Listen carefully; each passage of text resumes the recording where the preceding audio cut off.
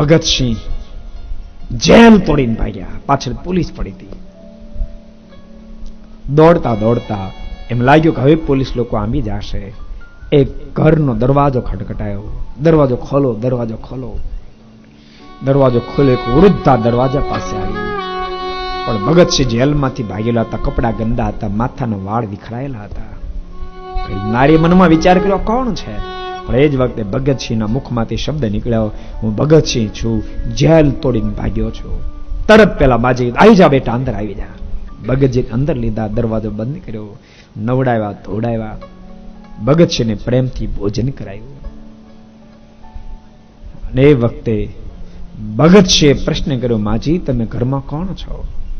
બેટા હું છું, મારી ઉંમર લાયક દીકરી છે. બોલતા બોલતા માજીની આંખમાં આંસુ ભરાણા. માજી કેમ રડી પડ્યા? બેટા મારી દીકરીના 24 વર્ષ થયા, પણ ઘરમાં સંપત્તિ નથી, જેથી કરીને દીકરી નથી પરણાવી શકી. ભગતસિંહના મોઢામાં શબ્દ નીકળ્યા, માજી દીકરીને પરણાવવા માટે કેટલા રૂપિયાની જરૂર પડે? 500 રૂપિયાની જરૂર પડે. અને ત્યારે ભગતસિંહના મુખમાંથી શબ્દ નીકળ્યા, માજી તમે એક કામ કરો, મારું સ્ટેટમેન્ટ પોલીસને આપી દો. સરકારે જાહેરાત કરી છે, ભગતસિંહની કોઈ જો બાતમી આપે ને તો એને 500 રૂપિયા ઇનામમાં આપવામાં આવશે.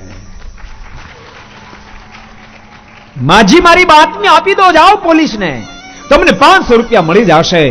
હું ભલે પકડાઈ જાઉં, પણ તમે તમારી દીકરીને પ્રેમથી પરણાવજો.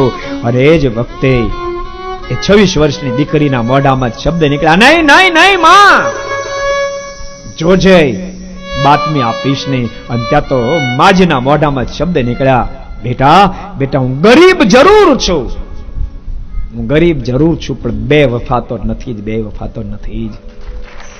બેટા ભગતસિંહ તું તો ભારતનું સંતાન છો, મારા ભારત દેશને આઝાદ કરવા માટે જાનની જોખમે આજ તું લડી રહ્યો છો, અને તારી બાતમી અપાવી અને મારી દીકરીને પ્રણાવું, એના કરતા મારી દીકરી આખી જિંદગી કુંવારી રહેશે એ મને પોસાશે. પણ મારા સંતાન ભગતસિંહને પોલીસને પકડાવવાનું મને નહીં પોસાય. ભક્તો આ દેશ, આ દેશ. એટલે કહું છું, ક્યારેક માણસની મજબૂરી માણસને હાથ લાંબો કરવા માટે મજબૂર કરે. બા કોઈ હાથ લાંબો કરે ને ત્યારે જોજો એનો હાથ પાછો ઠાલો ઠેલશો નહીં. સાચું કહું છું ભક્તો, અહીંયા જગન્નાથપુરીમાં હજારો લાખો કરોડોનું દાન આવે છે. દાન આપવું તો કઠણ છે, પણ યાદ રાખજો, દાન આપવું કઠણ છે, એના કરતા માગવું એના કરતા લાખ ગણું કઠિન, લાખ ગણું કઠિન છે. એ તો ઉત્સવ આદર્યો એટલે મનુભાઈ ને જગદીશભાઈ ને ખબર છે માગવું કેટલું કઠિન છે. આપવું કઠિન એના કરતા માગવું કઠિન છે.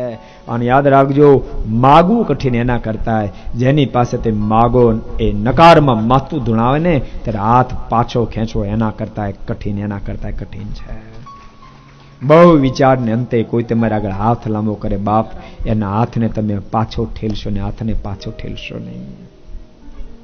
અને યાદ રાખજો, તમે કોઈને આપ્યું હશે ને, તમે કોઈને આપ્યું છે ને, તમારો ઠાકોર એનું વળતર આપશે.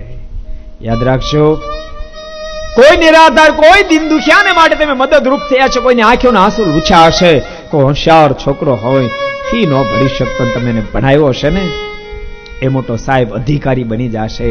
પણ બાપ એ તમારા ઋણને ભૂલશે નહીં, તમારા ઋણને ભૂલશે નહીં.